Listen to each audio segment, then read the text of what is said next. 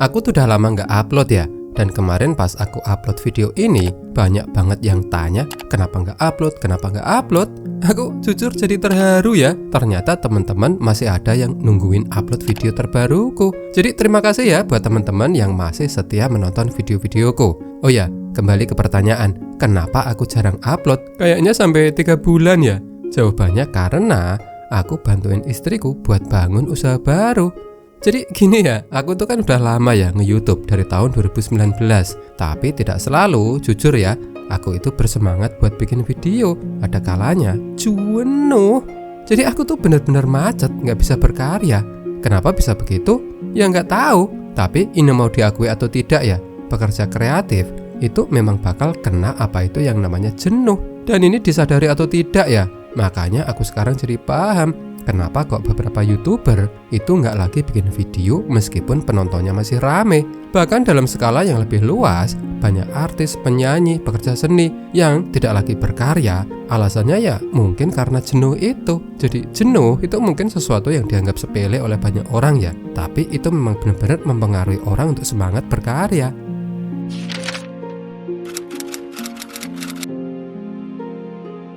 Jujur aku sudah lama ya kepengen punya usaha, tapi selalu tidak jadi gara-gara nggak tahu mau jual produk apa. Dulu waktu pas aku masih kuliah di Semarang, aku pernah jualan es jus. Teman-teman Undip Leburan angkatan tahun 2006 sampai 11 mungkin tahu ya, Jus Stop. Itu aku yang bikin sama teman-temanku, usaha jualan jus buah. Tapi kalau pas buahnya lagi nggak musim, susah karena nggak ada buahnya. Mau jualan apa coba? Makanya aku pengen besok-besok lagi kalau mau buka usaha, aku mau jual produk yang suplai bahan bakunya aman. Contohnya ayam. Karena ayam itu kan dia ada terus kan sepanjang tahun. Orang-orang juga suka ayam. Tapi menu apakah itu? Itu yang aku belum tahu. Mau jualan ayam goreng, mie ayam. Menurutku itu sudah terlalu umum. Aku nggak mau kan punya usaha yang produknya itu sudah banyak di pasaran. Nah, istriku itu orang yang suka nyoba-nyoba menu makanan. Bikin steak, katsu, fried chicken wings, wonton chili oil, banyak lah. Dia juga sering open order masakannya dan teman-temannya itu banyak yang beli, pada suka. Ya kalau masalah enak nggak enak itu selera sih ya.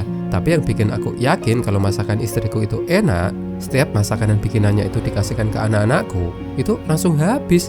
Anak-anak itu kan jujur ya, kalau enak bakalan dimakan, kalau nggak enak, ya nggak bakalan dihabisin. Ini tuh sampai ludes loh.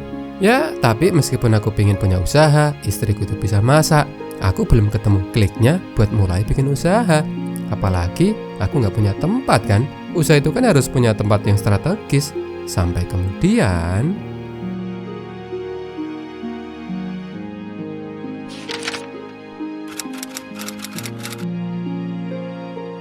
ya aku jenuh bikin video di YouTube. Momen lainnya adalah aku sama istriku itu kan suka makan di luar ya. Nah suatu ketika aku nemu satu tempat makan yang menunya itu kayak yang dibuat oleh istriku, kayak steak, katsu, dan tempat makan itu rame. Padahal tempatnya itu masuk ke jalan kecil, sudah gitu jauh lagi dari kota. Aku langsung mikir ya, loh kenapa kami nggak bikin usaha kayak gini aja? Nah dari situ, dari endapan keinginan untuk punya usaha menjadi rencana untuk memulai usaha. Aku pun mulai merancang, ini apa ya yang dibutuhkan buat mulai usaha. Yang pertama tentu tempat ya. Tapi karena aku sudah menyaksikan bahwa usaha itu tetap bisa diterima meskipun tempatnya nggak strategis, maka usahaku ini nanti ya di rumah aja lah. Setupnya bakalan gampang, juga nggak perlu kan bayar sewa.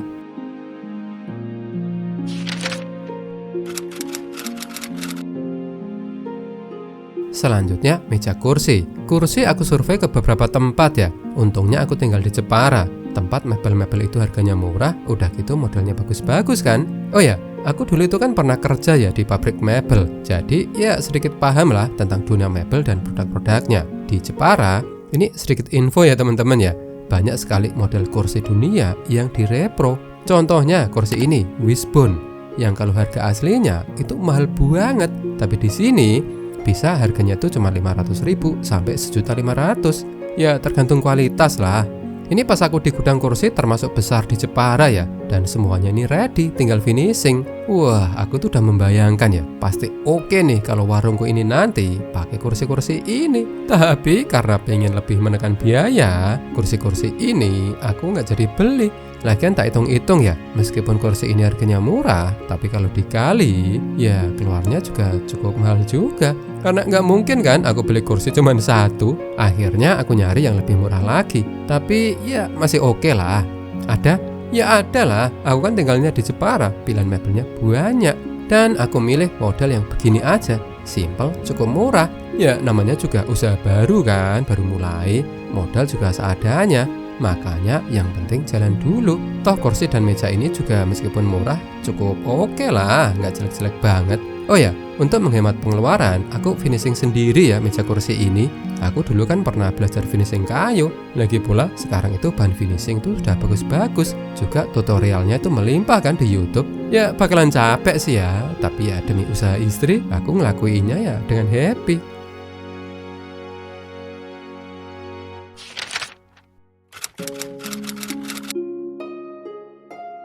Selanjutnya, milih piring gelas. Piring adalah bagian yang paling seharusnya mendapatkan perhatian lebih, tapi sering disepelekan oleh orang-orang. Ya, karena mau seenak apapun masakan kita, yang pertama kali dilihat, ya tampilannya kan. Dan tampilan makanan sangat dipengaruhi oleh piring. Ya coba bayangkan, sudah jualan steak, tempatnya dipincuk sama daun pisang. Nggak jadi estetis. Apalagi saat ini, orang itu kalau mau makan, sebelum berdoa, makanannya difoto dulu, terus dipost buat story WA, Instagram, atau medsosnya yang lain. Jadi piring itu penting. Aku sama istri survei ke banyak tempat buat nyari piring yang sesuai, yang pas. Surveinya itu di Jepara sendiri, terus ke Kudus, sampai ke Semarang. Internet juga kami jelajahi, coba satu, nggak cocok, coba lagi, sampai ketemu piring yang benar-benar pas.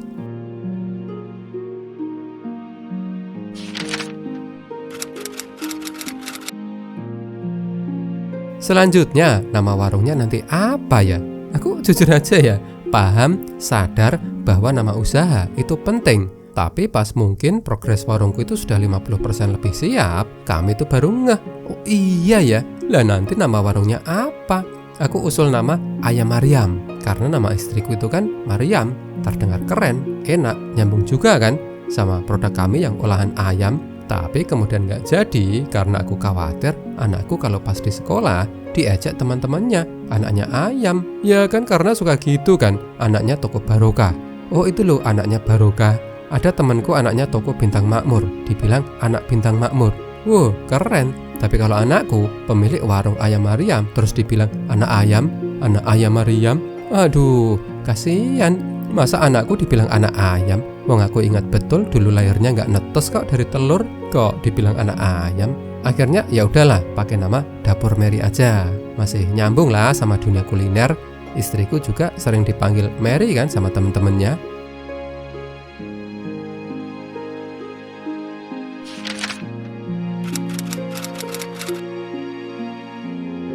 Selanjutnya pas mau buka warung, jujur aja kami bingung, karena selalu aja kami nggak pede buat buka karena merasa masih aja ada yang kurang. Pas sudah dicarikan tanggal dan kami harus buka hari itu, jujur rasanya itu belum siap.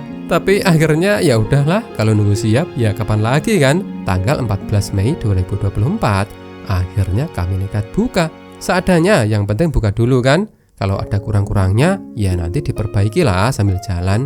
Buka pertama, kami pesimis, orang belum ngeh. Kami mikir kan, jual steak di kampung, emang ada yang mau nyoba? Kami promosi cuma lewat story WA. Jam 10 buka, nggak ada yang beli. Jam 11, sepi. Jam 12, saatnya makan siang, pasti ada lah yang beli. Nggak ada juga. Aduh, jadi nyesel buka hari itu. Sampai kemudian, ada teman yang WA, minta dibikinin steak, katsu, fire wings. Pokoknya pesan banyak lah, yang nanti kalau sudah jadi disuruh WA terus dia mau kesini makan di sini di warungnya istriku. Wah itu seneng banget. Baru ngeh aku ternyata teman kami itu kan juga sering dulu pesan menu pas istriku buka pesanan. Kemudian ada yang mampir, lalu ada yang mampir. Sore makin rame dan malam pas tutup penjualan hari itu di hari pertama kami bisa dapat omset 900.000 hampir 1 juta. Aduh, seneng banget rasanya. Hari-hari berikutnya, alhamdulillah penjualannya masih bagus. Apalagi ternyata adekku ngepost video di TikTok dan ternyata banyak yang nonton. Dan gara-gara itu ya, warungku jadi banyak pembeli. Aku bilang ke istriku ya, ciri produk diterima itu bukan diramainya orang ketika datang. Ya karena bisa aja mereka itu cuma datang gara-gara penasaran kan. Tapi mau nggak orang yang beli itu balik lagi? Dan ternyata alhamdulillah banyak yang beli di tempat kami. Besoknya itu balik lagi, malah sama teman-temannya juga ikut diajak.